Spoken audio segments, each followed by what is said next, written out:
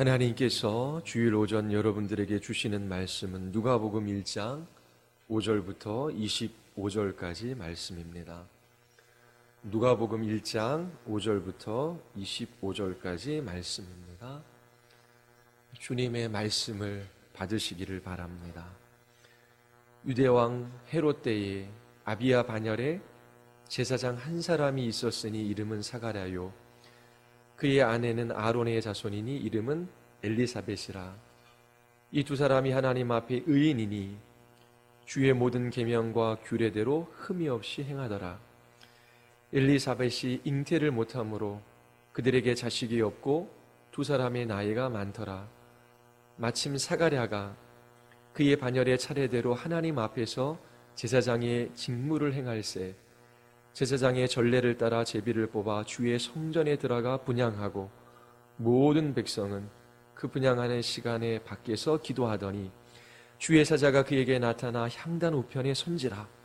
사가랴가 보고 놀라며 무서워하니 천사가 그에게 이르되 사가랴여 무서워하지 말라. 너의 간구함이 들린지라. 네 아내 엘리사벳이 네게 아들을 낳아주리니 그 이름을 요한이라 하라. 너도 기뻐하고 즐거워할 것이요 많은 사람도 그의 태어남을 기뻐하리니 이는 그가 주 앞에 큰 자가 되며 포도주나 독한 술을 마시지 아니하며 모태로부터 성령의 충만함을 받아 이스라엘 자손을 주곧 그들이 하나님께로 많이 돌아오게 하겠음이라. 그가 또 엘리야의 심령과 능력으로 주 앞에 먼저 와서 아버지의 마음을 자식에게 거스르는 자를 의인의 슬기에 돌아오게 하고 주를 위하여 세운 백성을 준비하리라. 사가랴가 천사에게 이르되 내가 이것을 어떻게 알리요? 내가 늙고 아내도 나이가 많으니이다. 천사가 대답하여 이르되 나는 하나님 앞에 서 있는 가브리엘이라. 이 좋은 소식을 전하여 내게 말하라고 보내심을 받았노라. 보라, 이 일이 되는 날까지 내가 말 못하는 자가 되어 능히 말을 못하리니 이는 내가 내 말을 믿지 아니함 이거니와 때가 이르면 내 말이 이루어지리라 하더라. 백성들이 사가랴를 기다리며 그가 성전 안에서 지체함을 이상히 여기더라. 그가 나와서 그들에게 말을 못하니 백성들이 그가 성전 안에서 환상을 본 줄 알았더라. 그가 몸짓으로 뜻을 표시하며 그냥 말 못하는 대로 있더니 그 직무의 날이 다 되며 집으로 돌아가니라. 이후에 그의 아내 엘리사벳이 잉태하고 5달 동안 숨어 있으며 이르되 주께서 나를 돌보시는 날에 사람들 앞에서 내 부끄러움을 없게 하시려고 이렇게 행하심이라 하더라. 아멘. 기도하시겠습니다. 거룩하시고 자비로우신 하나님, 오늘도 하나님의 말씀 앞에 우리를 세워주시고 영광스럽고 아름답고 위대하신 주님을 만나 배우게 하여 주심을 감사드리옵나이다. 하나님, 우리의 눈을 열어 주의 영광을 보게 하여 주시옵소서. 역사 가운데, 우리의 교회 가운데, 우리 인생 가운데 일하시는 하나님을 보게 하여 주시옵소서. 저희들이 온 마음으로 하나님만을 신뢰하며 주의 높고 위대하심을 찬양하는 예배의 시간 되게 하여 주시옵소서.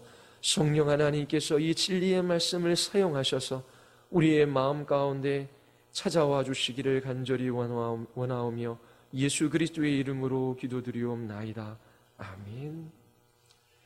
지난주 여러분에게 누가복음의 서문을 설교했습니다. 서문에서 누가는 자신이 복음서를 쓴 방식과 목적에 관해서 밝혔습니다. 그것은 데오빌로가 전해들은 기독교의 가르침이 진리다라고 하는 것을 확신할 수 있게 도와줍니다. 누가는 데오빌로의 믿음이 맹목적이기를 원하지 않았습니다. 그의 믿음이 충분한 증거들에 근거하기를 원했지요. 그래서 누가는 이 복음서를 기록한 것입니다. 그의 서문에서 자신의 복음서가 믿을만하다라고 하는 것을 보여줍니다. 3절에서 그 모든 일을 근원부터 자세히 미루어 살폈다라고 말합니다. 그리고 1, 2절에서 그는 많은 양의 기록된 자료들을 사용했을 뿐만 아니라 목격자들을 직접 만나 자신의 복음서를 기록했다라고 말합니다. 바울은 예수님에 대한 기록을 예수님을 목격한 사람들이 죽은 오랜 후에 기록한 것이 아니라 예수님 자신을 직접 보고 그분의 부활을 경험한 사람들의 증언을 면밀히 자세히 근원부터 살핀 후 이 복음서를 기록했습니다. 누가는 데오빌로와 여러분들에게 무작정 믿으라고 말하지 않아요. 그는 신뢰할 만한 증언들을 기록했습니다. 우리의 믿음은 분명한 역사적인 사실과 진리에 기초합니다. 여러분들도 이 누가의 증언을 통하여 기독교가 가르치는 것이 진리인지, 그리고 이 가르침이 여러분 자신과 여러분들의 삶을 이해하고 해석하는데 도움이 되는지 살펴보시기를 바랍니다. 누가는 서문을 마치고 5절부터 자기 자신의 복음서를 기록하고 있지요. 누가는 복음서 저자 중 유일하게 세례 요한의 탄생에 대한 예언을 기록하고 있습니다. 누가복음 1장 5절에서 25절까지 요한의 아버지 사가랴와 요한의 탄생에 대해 소개하고 있지요. 1장 26절에서 38절까지 예수님의 어머니인 마리아와 예수님의 탄생에 대해 소개하고 있습니다. 그리고 1장 39절에서 56절까지 두 이야기가 연결되어지는 장면을 우리가 볼 수 있습니다. 마리아가 엘리사벳을 찾아가지요. 그리고 하나님 행하시는 놀라운 일을 찬양합니다. 그리고 나서 1장 57절에서 80절까지 요한의 탄생과 그의 아버지 사가랴의 찬양이 나옵니다. 이어서 누가복음 2장 1절부터 20절에는 예수님의 탄생과 천사들의 노래가 나와요. 여러분들이 누가복음을 계속해서 읽어보셨다면 1장에 일정한 패턴이 나오는 것을 발견할 수 있습니다. 요한에 대한 이야기와 예수님에 대한 이야기가 비교되고 대조되고 있습니다. 그리고 그 두 이야기가 마리아와 엘리사벳의 만남을 통해 연결되어지고 있습니다. 누가는 이런 패턴을 통해 독자들이 예수님과 세례 요한을 비교하고 대조해 보기를 원합니다. 예를 들어 두 이야기에는 유사성이 있어요. 천사 가브리엘이 세례 요한과 예수님의 탄생을 예고했습니다. 이 탄생에 대한 예고, 그리고 이 두 분의 출생은 자연적인 사건이 아니에요. 초월적이며 기적적인 일입니다. 천사는 태어날 아이의 이름까지 미리 알려주었어요. 이렇게 여러 가지 유사점이 있습니다. 그리고 유사점보다 대조되는 것이 더 중요합니다. 요한은 아이를 낳을 수 없는 나이 많은 여인의 몸에 잉태됐고 태어났습니다. 예수님은 처녀의 몸에서 태어났어요.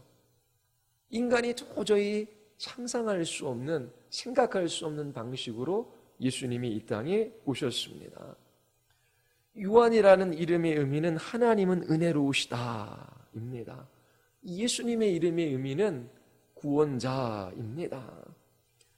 요한은 예수님이 오실 길을 준비합니다.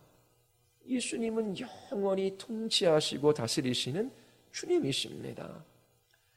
누가는 이와 같은 방식으로 우리에게 두 가지 중요한 진리를 보여줍니다. 하나님은 이 두 분의 탄생에 있어서, 요한과 예수님의 탄생에 있어서 주권적으로 역사하고 계시다라고 하는 것입니다. 이것은 데오빌로가 예수님에 관하여 이해하는 데 있어 무엇보다 중요한 일입니다. 하나님께서 이 모든 일들을 계획하시고 주권적으로 이끌어 가십니다. 로마의 관리인 데오빌로가 예수님을 하나님의 아들로 믿는 것은 쉬운 일이 아닙니다. 예수님은 죄인으로 십자가에서 처형당한 보잘것없는 유대인에 불과합니다. 그와 같은 사람이 세상의 영원한 왕이시며 구원자라고 하는 것이 믿어지십니까? 데오빌로에게도 받아들이기 어려운 일입니다. 그래서 누가는 그의 복음서 서도에서 예수님과 세례 요한이 일반적인 방식으로 태어난 분이 아니다라고 하는 것을 소개하고 있는 것입니다. 하나님께서 주권적으로 역사하셔서 세례 요한과 예수님의 잉태를 예고하셨고 또 그들의 출생을 또 운명을 정하셨고 명하셨습니다. 이처럼 하나님께서 주권적으로 역사하고 계시다라고 하는 것을 누가는 두 가지 방식으로 우리에게 보여주고 있습니다. 첫 번째는 예언이라고 하는 방식이지요. 하나님은 어떤 일이 일어나기 전 천사를 통하여 미리 알려주셨습니다. 13절에서 천사가 사가랴여 내 아내 엘리사벳이 내게 아들을 낳아주리라 라고 말합니다. 그리고 24절은 이후에 그의 아내 엘리사벳이 잉태하였다라고 말합니다. 이러한 권위 있는 예언이 가능한 이유는 하나님께서 이 모든 것을 통치하시고 주관하고 있으시기 때문입니다. 하나님은 무슨 일이 일어날지 미리 알고 계시기에 이처럼 말씀해 주실 수 있어요. 왜냐하면 하나님께서 일어날 일들을 통치하시는 주권자이시기 때문입니다. 일어나는 모든 일들이 하나님의 섭리 아래 있어요. 하나님께서는 두 여인이 잉태하기 전 천사를 보내셔서 잉태하게 될 것을 예고해 주셨습니다. 두 여인이 잉태한 후 천사를 보내셔서 그들이 잉태한 의미가 무엇인지를 설명해 주신 것이 아니에요. 왜냐하면 하나님께서 당신 자신이 이 모든 일을 주관하신다라고 하는 것을 확실히 하고 싶으셨기 때문입니다. 두 여인의 잉태는 하나님이 행하신 일이에요. 하나님께서 우연히 발생한 일을 사용하신 것이 아닙니다. 세례 요한과 예수님의 잉태와 탄생과 그들의 사역은 하나님께서 뜻하신 것이고 하나님께서 미리 정하신 것이고 하나님의 주권적 의지로 명령하신 일입니다. 이처럼 누가는 세례 요한과 예수님의 탄생의 예고를 서술함으로 하나님의 주권적인 역사를 우리에게 보여주고 있습니다. 또 한 가지 방식이 있어요.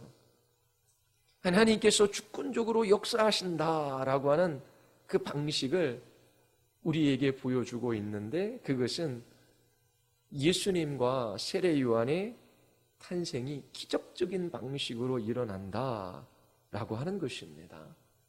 인간의 상식으로, 인간의 생각으로는 불가능한 일이에요. 1장 7절에 보면 엘리사벳이 잉태를 못함으로 그들에게 자식이 없고 두 사람이 나이가 많더라 라고 기록합니다. 요한이 잉태된 후 천사가 36절에서 마리아에게 말해요. 보라 네 친족 엘리사벳도 늙어서 아들을 배었느니라. 본래 임신하지 못한다고 알려진 이가 이미 6달이 되었나니 대저 하나님의 모든 말씀은 능하지 못하심이 없느니라. 요한은 임신하지 못하는 여인의 태에 잉태되었어요. 예수님은 인간으로서는 도저히 불가능한 방식으로 이 세상에 오셨습니다. 하나님께서 요한과 예수님의 잉태를 통해 뜻하신 바가 무엇입니까? 인간으로서 할 수 없는 일입니다. 그러나 하나님께는 어려운 일이 아니에요. 하나님께는 능지 못할 일이 없다라고 하는 것을 보여주고 있습니다. 하나님은 바로 이것을 확실히 보이기를 원하셨어요. 하나님은 주권적으로 역사하셔요. 모든 것을 통치하십니다. 하나님은 인간이 할 수 없고 도저히 생각할 수 없는 일도 하실 수 있는 분이에요. 이미 역사 가운데 누구도 생각할 수 없는 놀라운 일이 일어나기 시작한 것입니다. 누가는 예수님과 요한의 수태와 탄생을 나란히 배열함으로 우리에게 알리고자 하는 것이 있어요. 하나님께서 주권적으로 역사하신다라고 하는 것입니다. 예언이라고 하는 방식을 통하여 또 하나님께서 그 크신 능력으로 기적을 일으키시는 장면을 우리에게 소개함으로 하나님이 주권적으로 어떻게 역사 가운데 일하시는지 이 진리를 우리에게 나타내 보여주고 있습니다. 사도 요한과 예수님은 특별한 방식으로 태어난 하나님의 사람입니다. 그러나 예수님과 세례 요한의 수태와 탄생의 이야기를 대조해 보십시오. 예수님이 세례 요한보다 위대하신 분이라는 것을 알 수 있어요. 마태복음 3장 11절에 요한이 이렇게 고백합니다. 나는 예수님의 신을 들고 다닐 자격조차도 없는 사람이다. 누가는 예수님이 요한과 비교할 수 없을 정도로 뛰어난 분이심을 보여줍니다. 가브리엘이 32절에서 말하는 것을 들어보십시오. 그가 큰 자가 되고 지극히 높으신 이의 아들이라 일컬어질 것이요 주 하나님께서 그 조상 다윗의 왕위를 그에게 주시리니 영원히 야곱의 집을 왕으로 다스릴 것이며 그 나라가 무궁하리라. 누가가 세례 요한의 출생과 예수님의 탄생을 대조함으로 우리에게 말하고자 하는 진리가 바로 이것입니다. 예수님은 세례 요한과 비교할 수 없을 정도로 탁월한 분이심을 우리에게 증거해 주고 있습니다. 이처럼 누가는 데오빌로가 하나님의 능력과 예수님의 탁월하심을 보기를 원했어요. 그래서 누가는 예수님과 요한의 이야기를 비교하고 대조함으로 우리에게 하나님의 주권적인 역사를 말해주고 있습니다. 뿐만 아니라 누가는 하나님의 약속에 반응하는 바른 길과 그릇된 길을 우리에게 보여주고 있습니다. 가브리엘 천사는 사가랴와 마리아를 찾아와서 하나님께서 아이를 주실 것을 예고해 줍니다. 하나님의 약속의 말씀을 전해주는 것이지요. 약속의 말씀을 받은 두 사람의 반응에는 차이가 있습니다. 누가는 데오빌로와 우리가 사가랴가 아니라 마리아처럼 반응하기를 원합니다. 두 사람의 반응이 어떠한지 살펴보겠습니다. 누가복음 1장 18절에서부터 20절의 말씀을 보십시오. 사가랴가 가브리엘 천사가 전한 말씀에 반응합니다. 자, 어떻게 반응하는지 18절부터 20절 말씀 우리 같이 한번 읽어볼까요? 사가랴가 천사에게 이르되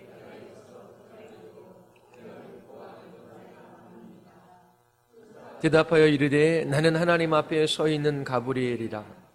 이 좋은 소식을 전하여 내게 말하라고 보내심을 받았노라.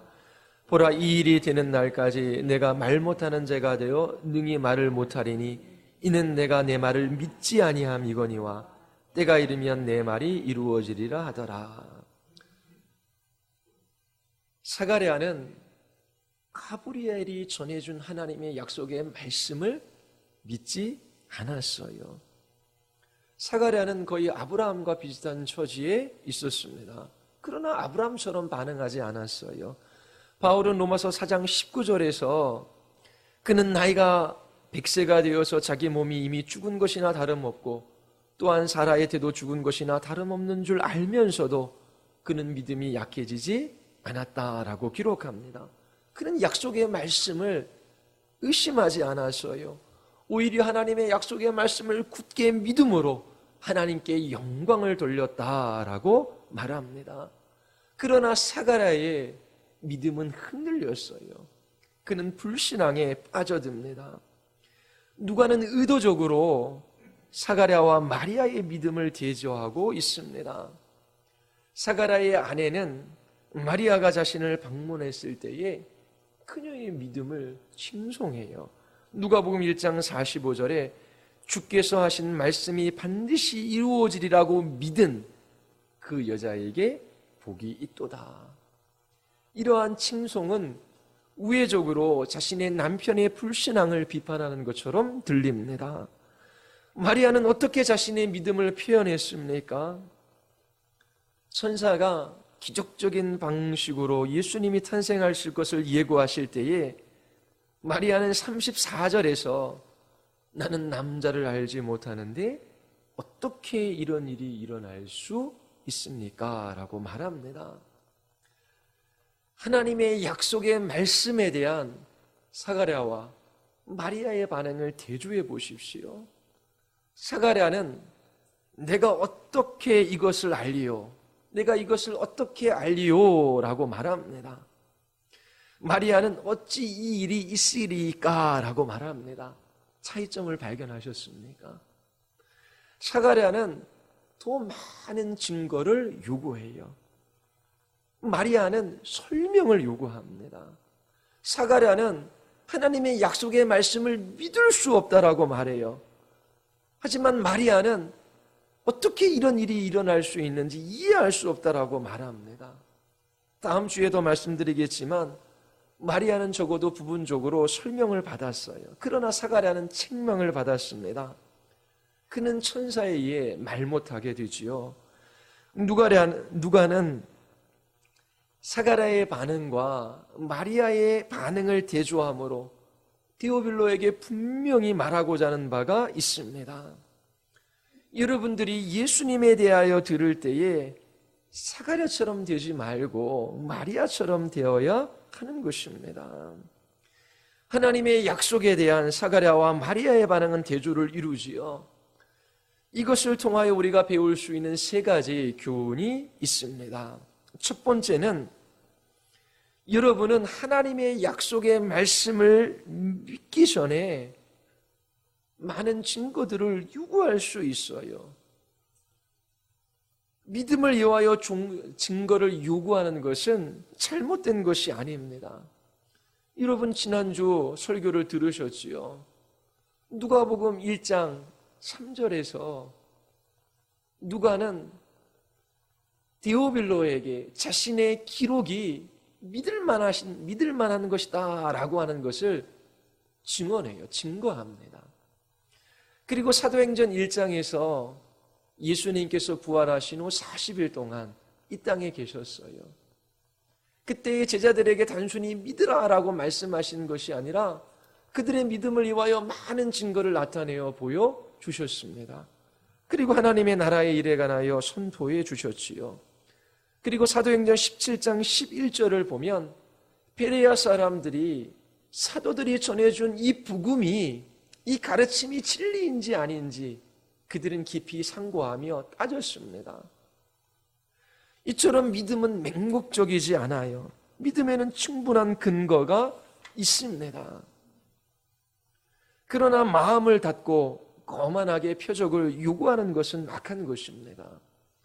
누가는 11장에서 우리에게 생생한 예를 들어줘요. 우리가 모였을 때 예수님께서 말씀하십니다. 이 세대는 악한 세대라. 표적을 구하되 요나의 표적밖에는 보일 표적이 없나니. 요나가 니느웨 사람들에게 표적이 됨과 같이 인자도 이 세대에 그러하리라. 심판 때에 남방 여왕이 일어나 이 세대 사람을 정죄하리니 이는 그가 솔로몬의 지혜로운 말을 들으려고 땅끝에서 왔음이거니와 솔로몬보다 더 큰 이가 여기 있으며 심판 때에 니느웨 사람들이 일어나 이 세대 사람들을 정죄하리니 이는 그들이 요나의 전도를 듣고 회개하였음이거니와 요나보다 더 큰 이가 여기 있느니라. 예수님은 믿음을 위한 증거를 과소평가하지 않습니다.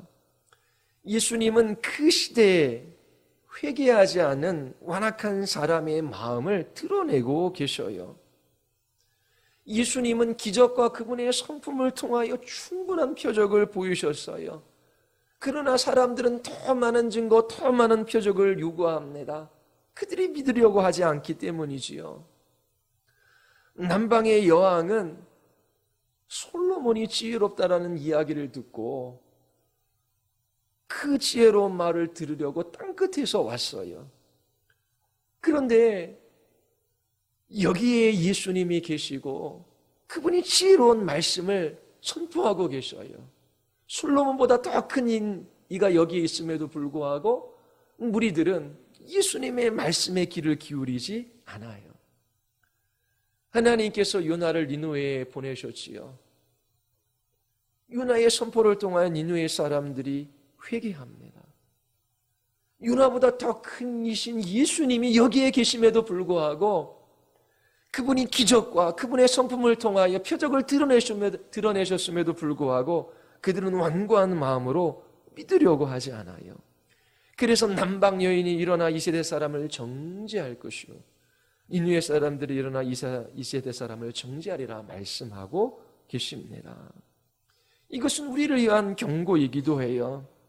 사가랴처럼 하나님의 약속의 말씀을 믿기에 앞서 너무 많은 증거를 요구하는 것에 대한 경고입니다.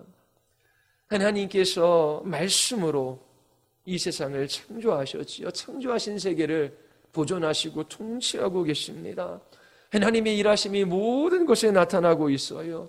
그러나 우리 중 얼마나 많은 사람들이 그렇게 하나님의 창조하신 세계를 보며 하나님이 계시고 그분이 능력의 하나님이시라는 것을 믿고 있습니까? 뿐만 아니라 하나님께서 예수님을 목격한 사도들의 증언과 기록을 통하여 우리에게 성경을 주셨어요. 2000년 전 이 땅에 예수 그리스도께서 오셨습니다. 그는 역사적인 인물이에요. 그분이 분명히 말씀하셨고 행동하셨습니다. 그분의 말씀이 얼마나 지혜로운지, 그분이 행하신 일이 얼마나 놀라운 일인지 주님께서 보여주셨음에도 불구하고 그들은 하나님과 하나님의 약속의 말씀을 믿을 수 없다라고 말합니다. 기억하십시오. 가브리엘은 마리아에게 하나님께는 불가능한 일이 없다라고 말해요. 우리는 누가복음에서 인간의 눈으로 보기에는 전혀 가망이 없는 그곳에 어떻게 하나님의 말씀이 이루어지고 있는지 볼 수 있습니다. 사가랴는 가브리엘에게 말해요. 나는 늙었고 나의 아내는 나이가 많아 임신할 수 없는 몸입니다. 나는 그 약속의 말씀을 믿을 수 없어요. 사가랴처럼 되지 마십시오. 하나님께서 이 본문을 통하여 우리에게 말씀하고자 하는 것이 있어요. 나를 신뢰하라. 나를 믿어라. 나는 인간이 할 수 없는 일을 할 수 있단다. 디오빌로를 향하여 누가가 말하고자 하는 그 말 또한 들어보십시오. 디오빌로요, 그분을 믿으십시오. 디오빌로요, 교만하게 필요한 것 이상의 표정을 요구하지 마십시오. 오직 하나님과 그의 보내신 예수 그리스도 그분만을 신뢰하십시오. 여러분은 하나님의 약속의 말씀에 대한 스가랴의 반응과 마리아의 반응을 대조해 봄으로 첫 번째 교훈을 얻을 수 있었습니다. 기독교의 가르침은 맹목적이지 않아요. 무조건적인 믿음을 요구하지 않습니다. 분명한 역사적인 증거가 있어요. 사람들의 증언과 기록이 우리에게 남겨져 있습니다.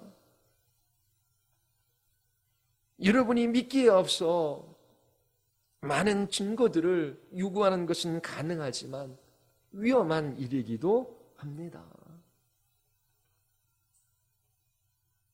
역사 가운데 찾아오신 하나님의 아들이신 예수 그리스도, 그분보다 더 분명한 증거가 있습니까? 그분으로 말미암아 하나님의 약속의 역사 가운데 성취되어졌어요. 구약 오래전에 예수님의 탄생이 예고되어지고 그분이 어느 마을에 어떠한 방식으로 태어나며 그분이 어떠한 삶을 사실 것이며 어떻게 죽을 것인지 그분의 부활에 대한 예고가 수백 년 전에 예고되었습니다. 하나님께서 메시아를 보내실 그 약속의 말씀을 예수 그리스도 안에서 이루셨어요. 그분이 왜 고난을 받고 십자가에 죽으셨습니까? 그분은 죄 없으신 분이셨어요. 그분의 십자가의 죽음을 통하여 하나님이 죄인들을 향하여 얼마나 사랑하시는지 우리에게 나타내어 보여주셨습니다. 하나님께서 우리를 지키시고 보호하시고 영광의 나라에 이르갈 것을 우리는 확신해요. 우리는 굳게 믿어요. 예수 그리스도 그분이 우리에게 증거가 되기 때문에 그래요. 하나님이 우리 하나님이시고 우리 아버지이시고 우리에게 먹고 마시고 입을 것들을 채워주시고 우리 인생을 보존하시며 이끌어 가실 것을 여러분들은 확신하십니까? 어디에서 그 증거를 찾습니까? 믿음은 증거가 필요해요. 그러나 거만한 태도로 더 많은 표적을 요구함으로 사가랴처럼 반응하지는 마십시오. 우리가 얻을 수 있는 두 번째 교훈이 있어요. 살아가다 보면 왜 이런 일들이 일어나는지, 하나님께서 역사를 주관하시고 하나님께서 계획하신 일들을 이 땅 가운데 이루어 가시는데 역사와 이 나라, 이 민족, 우리의 가정과 교회, 우리 인생사 가운데 왜 이런 일들이 일어나는지 알 수 없어 당황하여 어찌할 바를 모를 때가 있어요. 그때에 하나님이 일하시는 방식에 관하여 알기를 원하는 것은 잘못된 것이 아니에요. 마리아가 천사에게 질문했을 때에 그녀는 스가랴처럼 불신앙으로 인하여 책망을 받지는 않았어요. 나는 남자를 알지 못하는데 어떻게 이런 일들이 있겠습니까? 마리아는 스가랴만큼 분명하게 천사가 전해준 이 말씀은 인간에게 일어날 수 있는 일이 아니라고 하는 것을 알고 있었어요. 그러나 마리아는 불신앙을 드러내지 않았어요. 그녀는 겸손하게 반응했습니다. 어떻게 그와 같은 일이 일어날 수 있는지 알기 원합니다. 주님의 약속은 분명한데 그 일은 일어날 것인데 어떠한 방식으로 주님께서 그 일들을 행하시는지 설명을 요구한 거예요. 여기서 우리는 한 가지 사실을 추론해 볼 수 있어요. 우리는 역사와 또 우리의 가정과 우리의 인생 가운데 하나님이 어떻게 일하시는지 그 하나님이 일하시는 방식을 이해하기를 원해요. 하나님은 이 일에 있어 결코 책망하지 않으십니다. 우리는 이 세대에 일어나는 모든 일들을 다 이해할 수는 없어요. 왜냐하면 바울이 말했듯이 우리는 지금 거울로 보는 것 같이 희미하기 때문입니다. 어린아이들은 질문해요. 거울로 보는데 왜 희미합니까? 분명하지요. 이때의 거울은 청동 거울, 지금 쓰이는 그런 거울이 아니에요. 우리는 지금 거울로 보는 것 같이 희미하기 때문에 하나님께서 어떻게 이 역사를 주관하시고 우리의 인생사 가운데 주님의 뜻을 이루어 가시는지 속속들이 다는 알 수 없어요. 그러나 계시된 말씀의 기초에서 우리는 생각하는 것 이상으로 하나님이 일하시는 방식을 좀 더 깊게 넓게 이해할 수 있습니다. 우리가 하나님이 일하시는 방식을 모두 이해할 수 있는 것은 아니에요. 하나님이 말씀해 주시지 않는 것에 대하여 이해하려고 애쓰지 말아야 합니다. 하나님이 일하시는 방식을 면밀히 살피는 것을 하나님께서는 책망하지 않습니다. 그러나 그릇된 태도를 가지고 하나님이 일하시는 방식을 살피는 것에서는 반대해야만 합니다.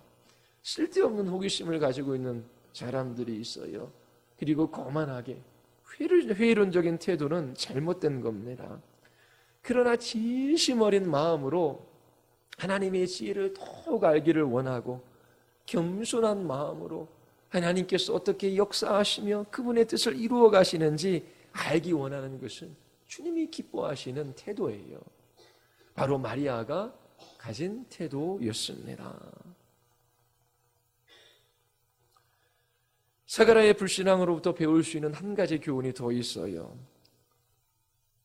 사가랴의 불신앙은 베드로가 예수님을 3번 부인했던 사건과 유사합니다. 그것은 일시적인 타락이라고 하는 것입니다. 사가랴나 베드로나 불신앙의 삶을 살던 사람들이 아니에요. 6절에서 사가랴와 엘리사벳을 어떻게 소개하고 있는지 보십시오. 이 두 사람이 하나님 앞에 의인이니 주의 모든 계명과 규례대로 흠이 없이 행하더라.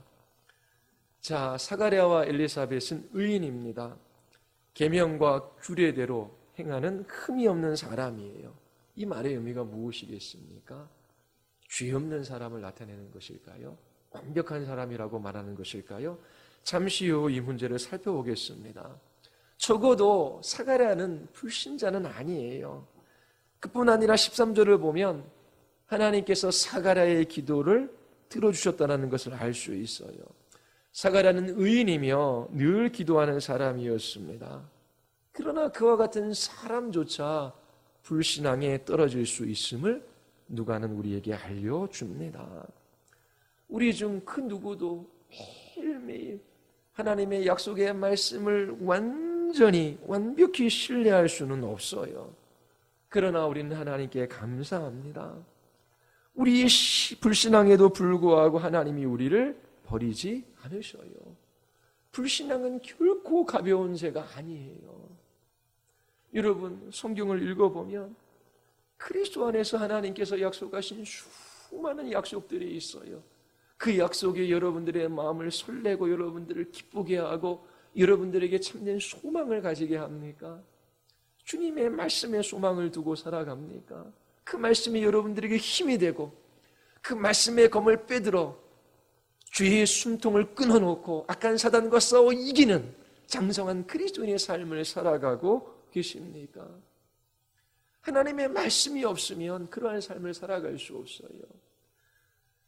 만약 부모된 여러분들에게 자녀들이 이렇게 말한다라고 생각해 보십시오. 나는 아빠가 말하는 걸 도저히 믿을 수 없어. 엄마가 약속한 것 나는 믿을 수 없어. 어떻게 엄마 아빠가 그런 일들을 할 수 있어? 그런 약속한 거 나는 못 믿어. 아니, 엄마 아빠가 도대체 뭘 잘못했기에 어떤 삶을 살았기에 자녀들이 그런 말을 합니까? 하나님께서 여러분들에게 뭘 잘못했기에 하나님께서 말씀하시는데 나는 그 말씀을 못 믿겠다라고 합니까? 그것이 가벼운 죄입니까? 자녀가 부모를 불신하며 부모를 향하여 대적하는 말을 쏟아놓는 것, 그것은 작은 죄가 아니에요. 하나님을 향하여 나는 하나님의 말씀을 믿지 못하겠어요. 어떻게 이런 일들이 일어날 수 있습니까? 라고 하며 불신앙을 표현하는 것은 결코 가벼운 죄가 아니라고 하는 거예요.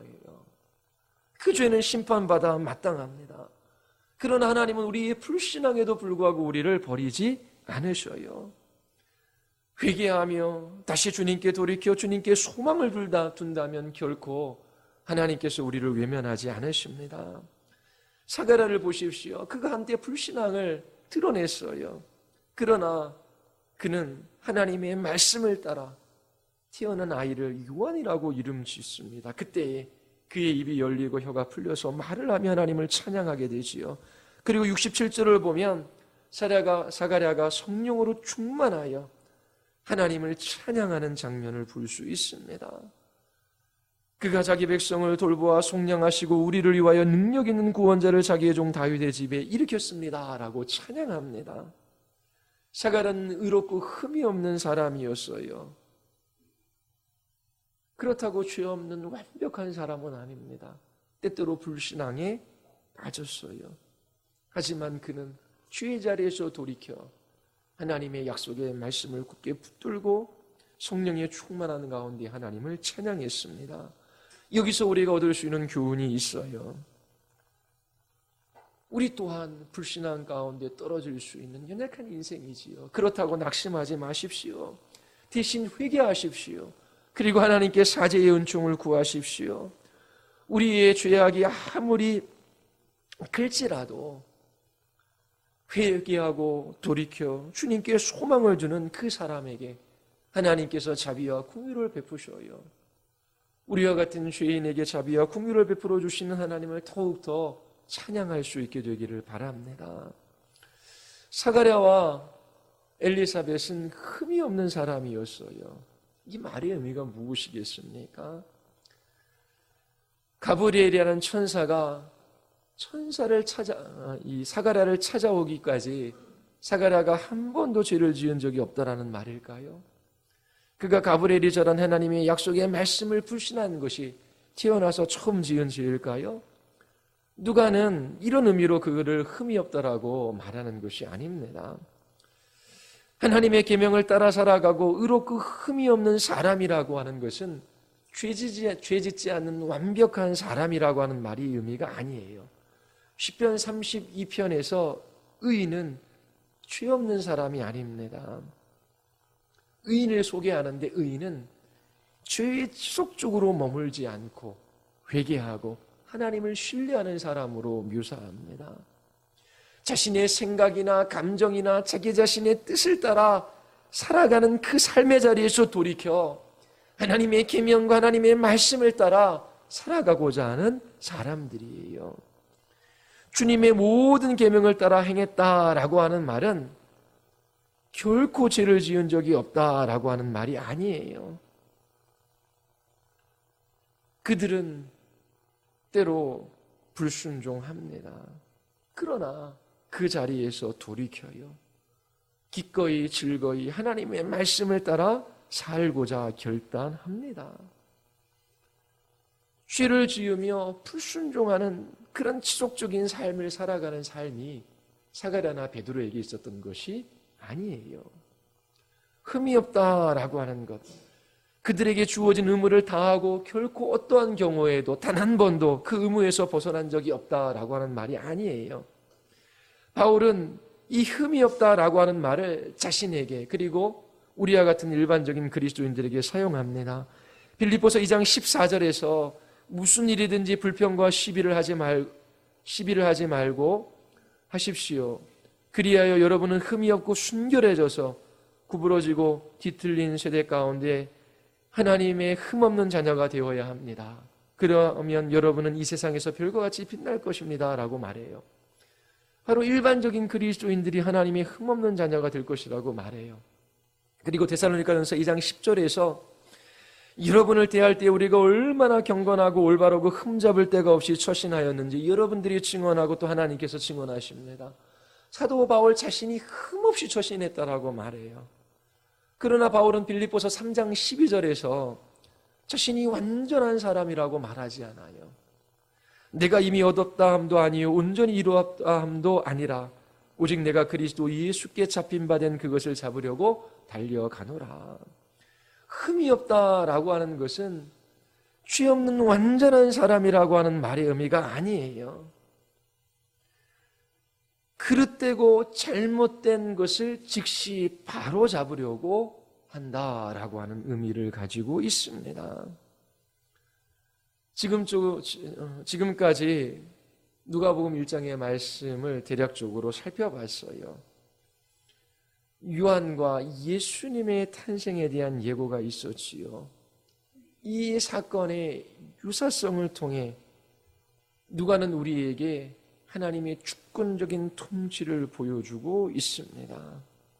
하나님은 세례 요한과 예수님의 탄생에 있어 주권적으로 역사하셔서 당신의 일을 이루어가고 계십니다.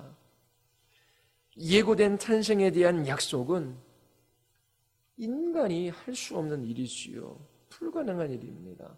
그러나 하나님께는 불가능한 일이 없으셔요. 그리고 누가는 두 탄생의 다른 점을 우리에게 보여주시오. 예수님이 얼마나 탁월하고 위대하신 하나님의 아들이신지 우리에게 소개합니다. 누가복음서를 기록한 목적을 생각할 때 이것은 너무나 중요해요. 앞으로 여러분들이 이 땅에 오신 예수 그리스도, 그분이 얼마나 탁월하고 위대하신 분이신지 풀 수 있게 되기를 바랍니다.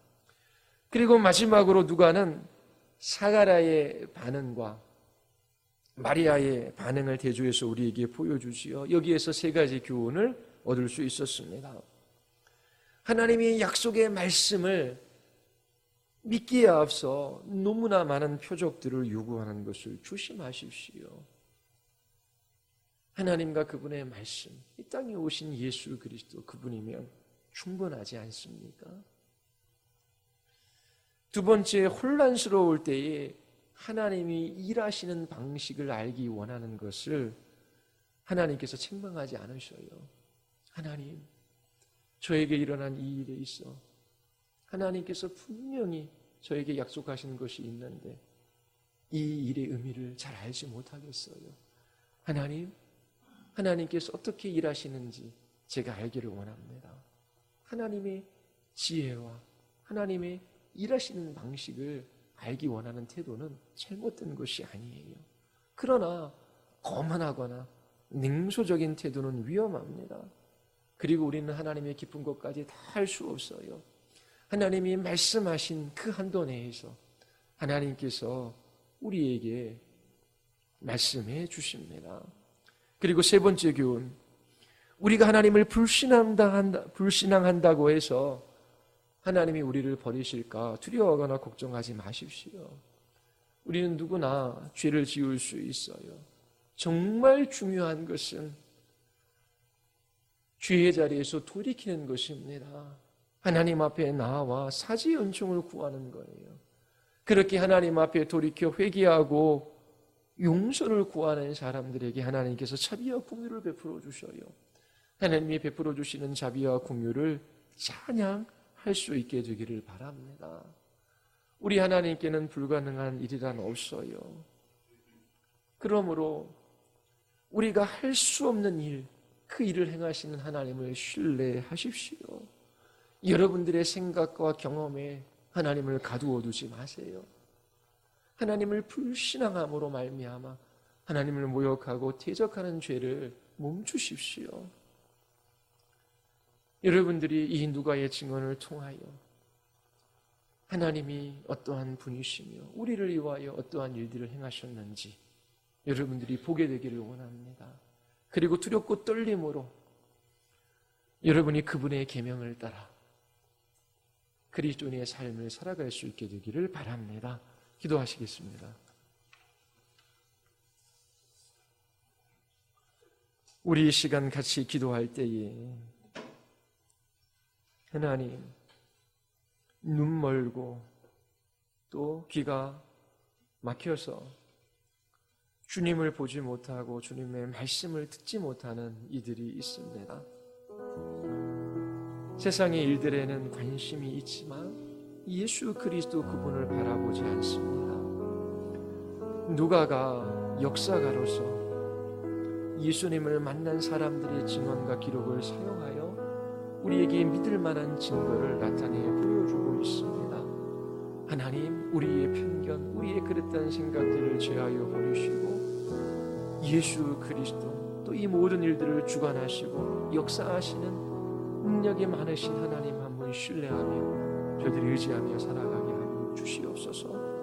이 세상을 의지하거나 이 세상에 있는 것들을 사랑하거나 이 세상을 따라 멸망의 길을 걸어가지 말게 하여 주시고 참으로 살아계셔서 역사하시며 오늘도 하나님의 뜻을 우리의 선을 위하여 이루어가신 하나님 한 분 신뢰하게 하여 주시옵소서. 우리 같이 한번 기도하시겠습니다.